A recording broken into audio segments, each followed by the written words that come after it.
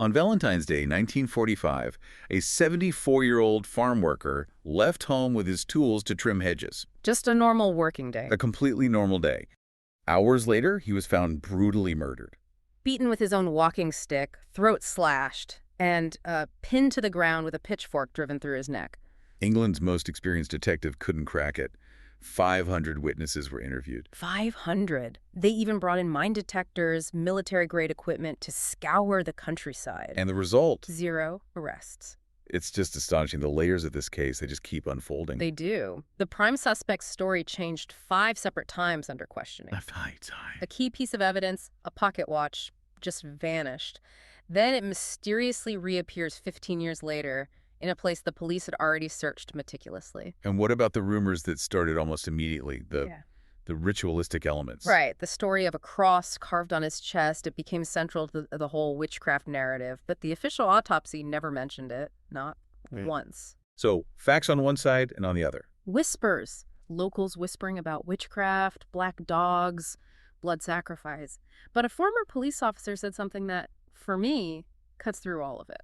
What was that? He said, the locals knew who committed the murder. They decided they would not talk about it. That is the core of this, isn't it? That tension. Was Charles Walton killed in some kind of ritual sacrifice tied to an ancient festival? Or did that whole, elaborate witchcraft story become a convenient cover for something far more ordinary? And maybe far more sinister, like a simple crime of passion or money. And this is what makes it such a critical study in failure. Scotland Yard's chief inspector on the case, Robert Fabian, decades later, he declared the killing was the ghastly climax of a pagan rite. But his own report from 1945 mentioned no witchcraft at all, 0. So we have to ask, what was the most famous detective in Britain hiding? Or what failure did he need to explain away with this fiction? Welcome to Whispers of Crime. We're going to explore Warwickshire's oldest cold case. Follow Whispers of Crime on Apple Podcasts, Spotify, iHeartRadio, Spreaker, and other podcast platforms for daily updates on every crime, and subscribe to our YouTube channel, Whispers of Crime. To really understand this murder, I think we have to start with the man himself, Charles Walton.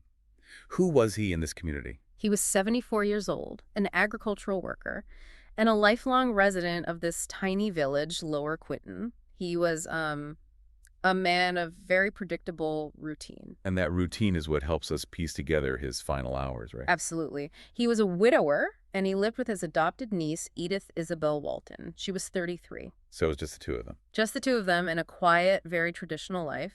Charles was described by almost everyone as friendly, but solitary. A bit of a loner. So not the kind of guy you'd see down at the pub every night. No, definitely not. One account says he didn't go out in the evenings and was always happy and contented. The crucial thing is he wasn't disliked. That's important. It suggests the motive wasn't some random community hatred. It had to be something more specific. More private, potentially. And his physical condition is also a key detail. The sources all mention he suffered from rheumatism and sciatica. Which meant he needed a walking stick to get around. Exactly. A walking stick that, tragically, would be turned into a weapon against him. So let's establish the timeline for that day, February 14th, 1945. We can trace it pretty precisely because of his habits. He left his cottage, number 15, Lower Quinton, sometime between 9:00 and 9:30 in the morning to start his work. And we know exactly what he took with him. We do. And what he left behind is maybe just as important. He left his purse. He left his purse at home. When you start thinking about motives, that one small fact immediately complicates the idea of a simple robbery. Right. If someone was just after his money, they picked the wrong day. They did. He carried his tools for trimming hedges out in a place called Hillground Field. That was a pitchfork for clearing away the cuttings, and a slash hook. Can you describe a slash hook for us? I think many people won't know what that is. It's a formidable tool. It's heavy, with a long wooden handle and a curved double-edged blade. It's designed for cutting through thick brush and branches. So it's basically a machete designed for farm work. In a way, yes. It's more than capable of inflicting terrible damage. And these were the tools of his trade, the very instruments of his death. The location of the murder itself, Meon Hill, it feels like it's a character in this story. It's much more than just a backdrop. You have to understand that Meon Hill isn't just a hill. It's steeped in local folklore, which provides the perfect stage for all the supernatural theories that came later. What kind of folklore are we talking about? The hill itself rises about 637 feet. It was the site of a pre-Roman fort, so it has this ancient history. But more importantly for this story, local legends connect the hill with spectral hounds. The black dog. The black dog, a classic harbinger of death in British folklore. There were even stories connecting the hill to the devil.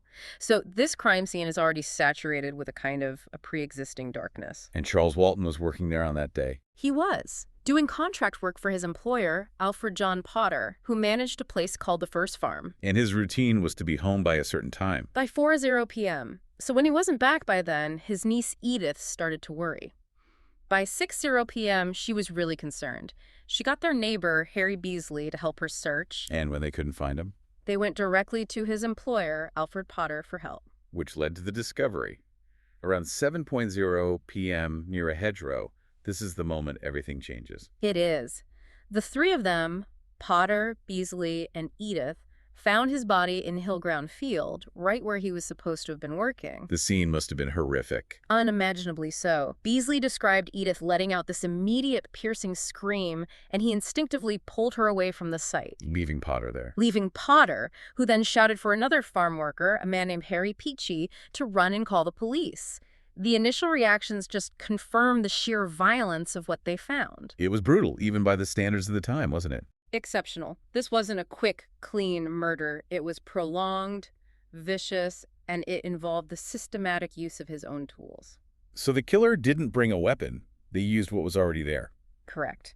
Which suggests the attack might not have been entirely premeditated, or at least the method wasn't. So how did the attack unfold, based on the forensics? It seems to have started with bludgeoning.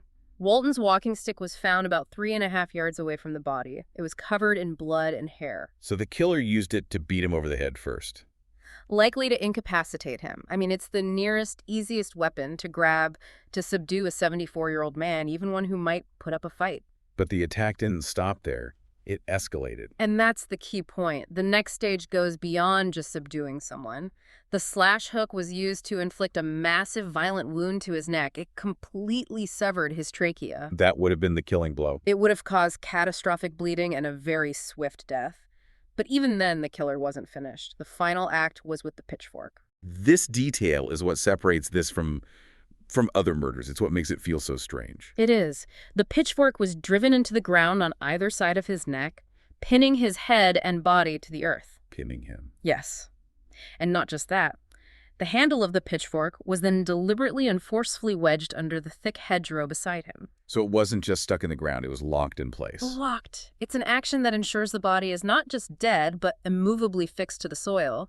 And that detail immediately raises the specter of ritual, doesn't it? An attempt to, hold the blood to the earth. Professor James M. Webster did the post-mortem.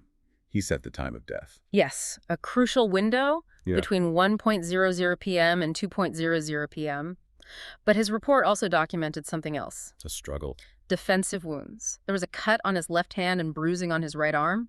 Charles Walton fought back. This wasn't a completely sudden, overwhelming ambush. He knew he was being attacked. And then there's the final, unsettling detail about his closing. This is the seed that fuels the entire occult narrative that follows. His shirt was open. The sources confirm his shirt was opened and his trousers were unfastened at the top. The fly was unbuttoned. So what does that mean? Well, that's the problem. It creates this immediate ambiguity.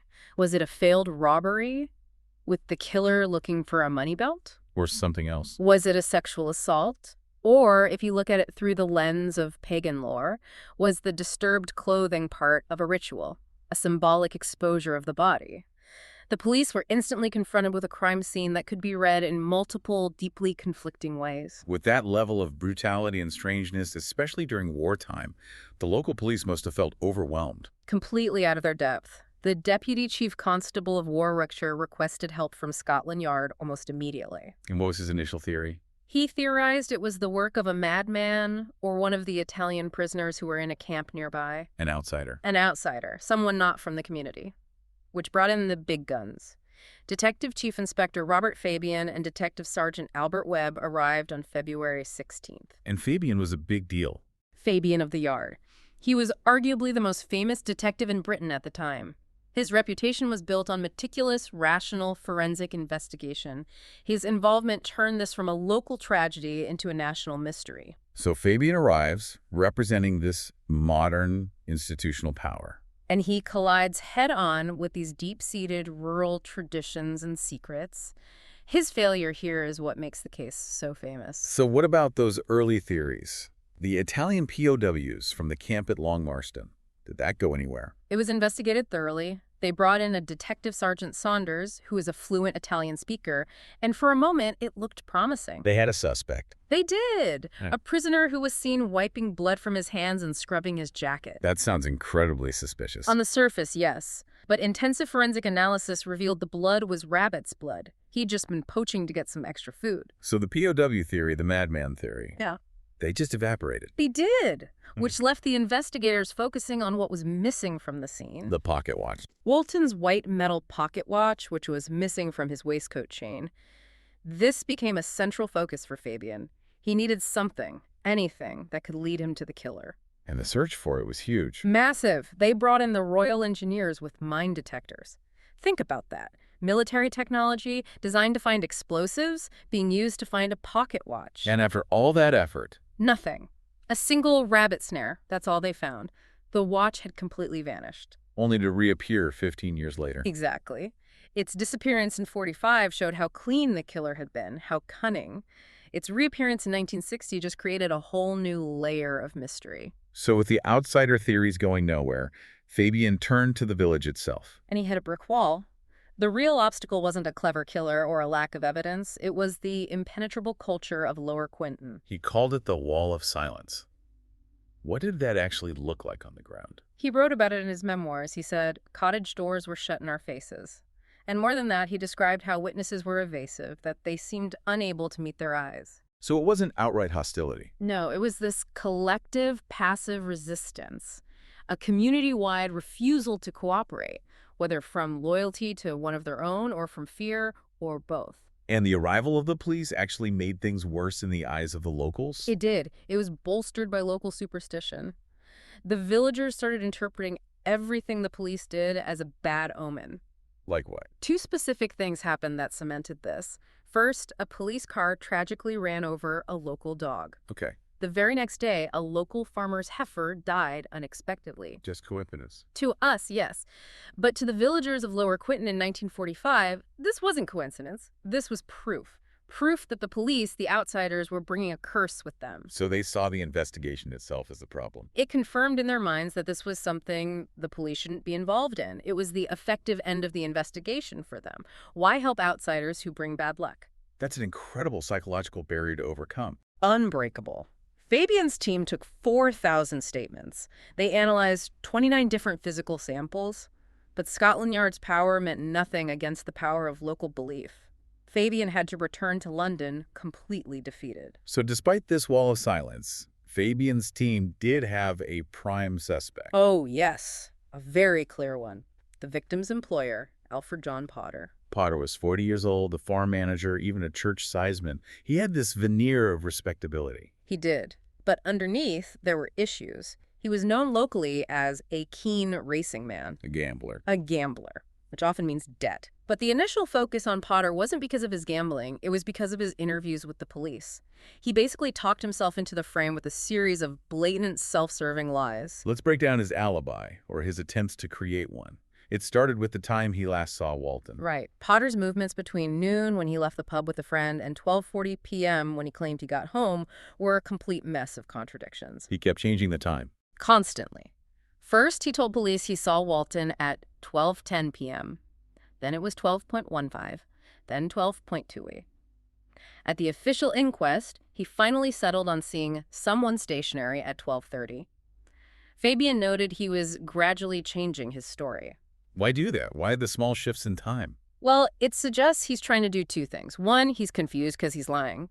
But more tactically, he's trying to shrink that window of opportunity. Of course. The time of death was between 1 and 2 o'clock. Exactly. So if he can push his last sighting of Walton closer to the time he claims he got home, it makes the time frame for the killer to act impossibly tight. He's trying to write himself out of the timeline. And his big alibi for that time was a farm emergency. Yes.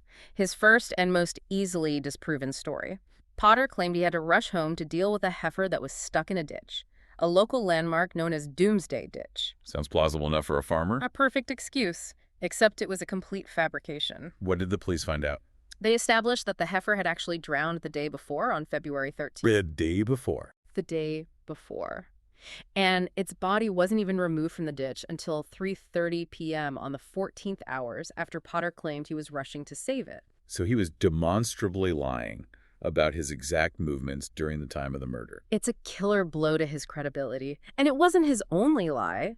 The second one had to do with what he claimed to have seen. The shirt sleeves. The shirt sleeves contradiction.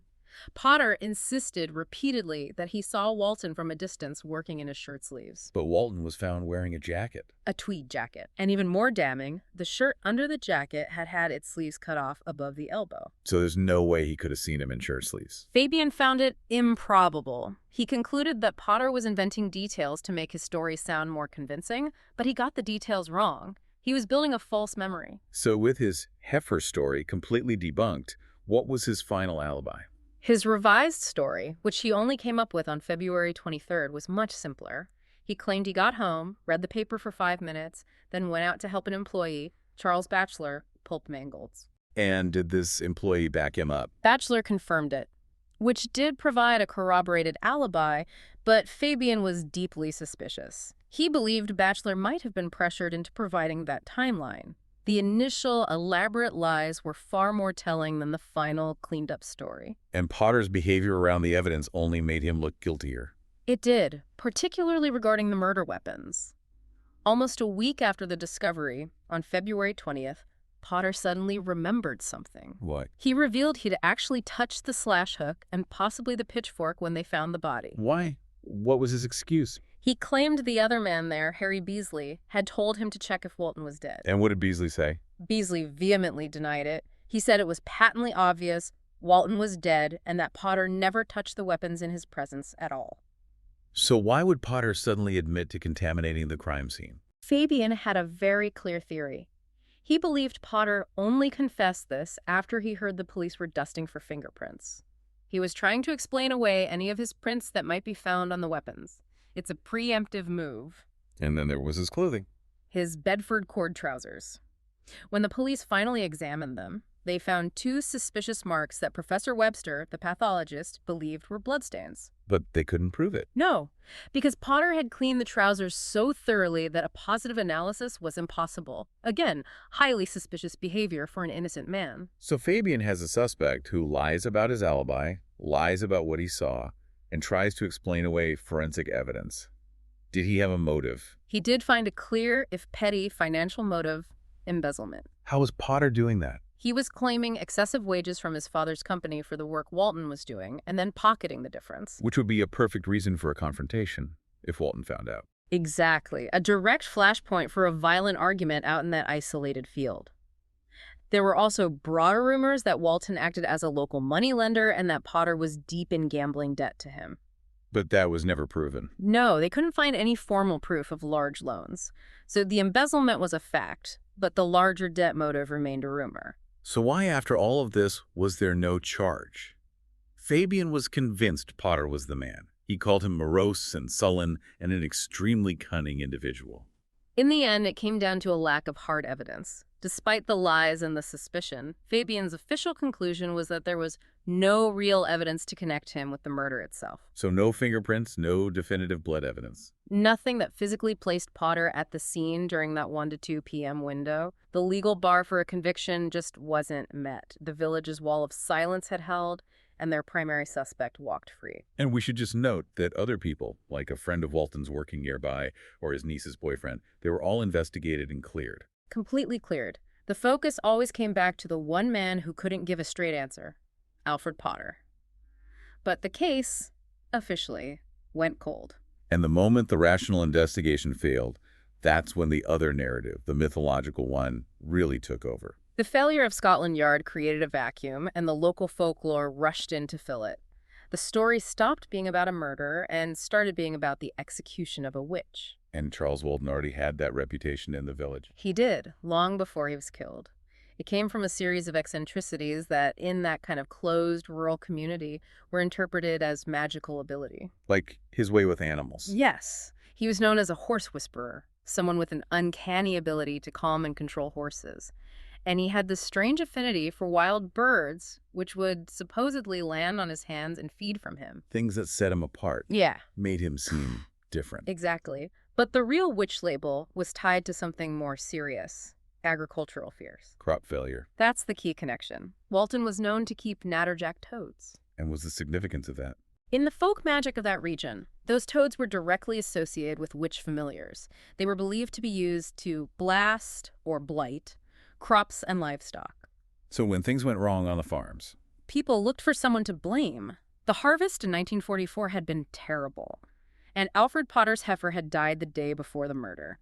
These events were locally and immediately blamed on Charles Walton's supposed dark influence. so the community already had a motive, in a way, for wanting him gone. A supernatural motive. And the folklore around Meehan Hill, especially the Black Dog legend, just reinforced all those fears. Tell us about the Black Dog story that was attached to Walton. There is this specific local tale that a young Charles Walton had once seen a phantom black dog on the hill, which then transformed into a headless woman. Shortly after, his sister died. A harbinger of death. A classic omen. Now, whether it was actually this Charles Walton or another is debated, but the story stuck to him. It cemented his reputation as someone linked to the supernatural. And even Fabian, the rational detective, seems to have been affected by this atmosphere. In his later retellings, yes. He claimed to have had this unsettling encounter himself on Meehan Hill. He said he saw a large black dog at dusk, and a local boy who was with him turned a deathly pale and fled in the opposite direction. Which he used to add weight to the occult theory. He did. It shows how even the investigators were susceptible to the pervasive, fearful folklore of the place. And then a real dog was found, wasn't it? Shortly after the murder, a black dog was found hanged from a tree near the crime scene. And the local interpretation. That it was the ritual killing of the witch's familiar, following the death of the witch himself. The sequence of events just perfectly fit the local narrative of how you deal with a malevolent force. Which brings us to the most sensational theory of all.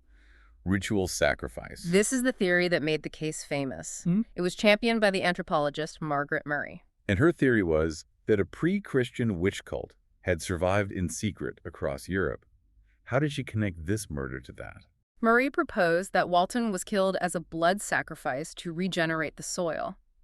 She linked the date, February 14th, to the old Celtic festival of Imbolc. A fertility festival. Exactly. It marks the halfway point between winter and spring. Given the failed harvest the year before, Murray argued that a blood offering was seen as necessary to ensure the land's fertility for the coming year. And the crime scene itself seemed to support her, the specific details. The symbolism was incredibly potent for her theory. The use of farm tools, the pitchfork, the slash hook, and that violent act of pinning the body to the ground. To make sure his blood soaked into the earth. That was the interpretation. The killer wasn't just murdering a man.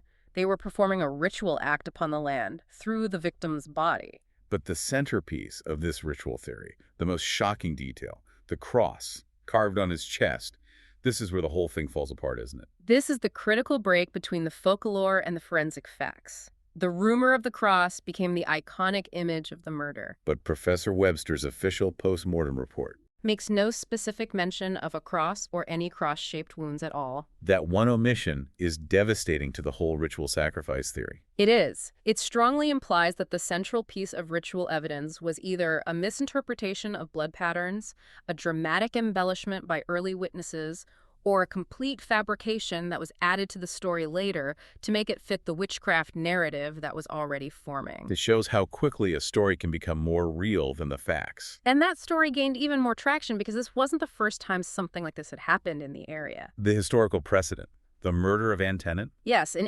1875, in the nearby village of Long Compton, less than 10 miles away, Anne Tennant was stabbed with a pitchfork by a man named James Haywood. and his motive. He was convinced she was a witch who was cursing him and other villagers. The parallels are chilling.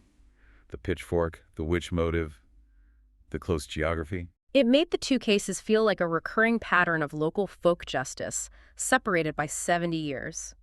The connection was so strong that newspapers in the 1950s claimed the police had a link between the murders that they were pledged not to reveal. It just fueled the conspiracy. The contradictions didn't end there, though. The biggest one involves Fabian himself, years after the investigation was over. It's a stunning reversal.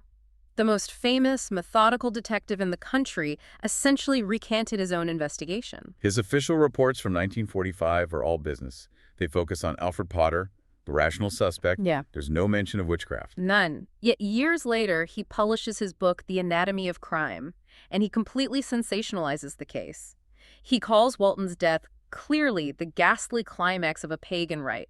He leaned right into the occult explanation. But his new story was full of holes. Riddled with them. For example, he claimed the murder happened near the Druid Circle of the Whispering Knights. Which is nowhere near Meon Hill. It's about 12 miles away, and it's a Neolithic burial chamber, not a Druid Circle.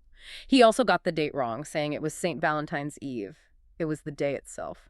So why do that? Why would this celebrated detective resort to easily disprovable fiction? You have to think it was a way to explain his greatest failure. The inability to break the village's silence and convict Potter must have been a huge professional embarrassment. So it's easier to blame an ancient, unknowable evil than to admit that a group of villagers simply outsmarted Scotland Yard. Exactly. The supernatural narrative provided the perfect institutional cover. It wasn't his fault. It was the fault of some dark, impenetrable force. And then there's the final mystery of the watch. The pocket watch, the one piece of evidence that the military couldn't find in 1945. It finally turned up 15 years later. Where? In the outhouse of Walton's own cottage, a place that had been searched thoroughly by police back in 1945. What does that suggest? The killer came back. It suggests someone placed it there much later. Either the killer, returning to the scene in a way, or perhaps a family member who had held on to it. And there was something inside the watch. There was a small piece of colored glass. It was immediately identified as witch glass, something used in folklore to ward off evil. So that's the only real physical object that has any link to the occult. The only one. And its discovery so much later just raises more questions. Was it put there by the killer as a final symbolic act? A nod to the very narrative that had protected them? It all comes back to that one statement from the former policeman. The locals knew who committed the murder. And they decided they would not talk about it. This, for me, is the most likely truth. The witchcraft story was just a cover-up. A highly effective one. It was cover for a much more mundane domestic situation. The community, likely protecting Alfred Potter, chose silence. The fear of the Metropolitan Police and the consequences of the law were greater than their fear of the killer living among them. The folklore gave them the perfect shield to hide behind. It did. And modern analysis, like the recent documentary The Last Sacrifice, keeps coming back to these core theories. The money, the witch killing, the ritual. It shows how the folk horror story has almost completely consumed the real crime. And today, officially. The killing of Charles Walton remains Warwickshire's oldest unsolved murder. The killer, the motive, officially unknown. But its legacy is huge. Oh, culturally, it's solved. This case created the template for the entire British folk horror genre. The isolated, secretive village, the clash between the modern world and ancient traditions. It's the direct inspiration for the film The Wicker Man. So let's try to summarize the two competing realities of this case. On one hand, you have an exceptionally cunning and deceitful suspect, Alfred Potter. His alibi was proven to be a lie, and he had a clear financial motive. But there was no hard prosecutable evidence. And on the other hand, You have this powerful, self-sustaining, supernatural story of witchcraft and sacrifice. A story that was later endorsed by the lead detective, even though it contradicts the most basic forensic fact.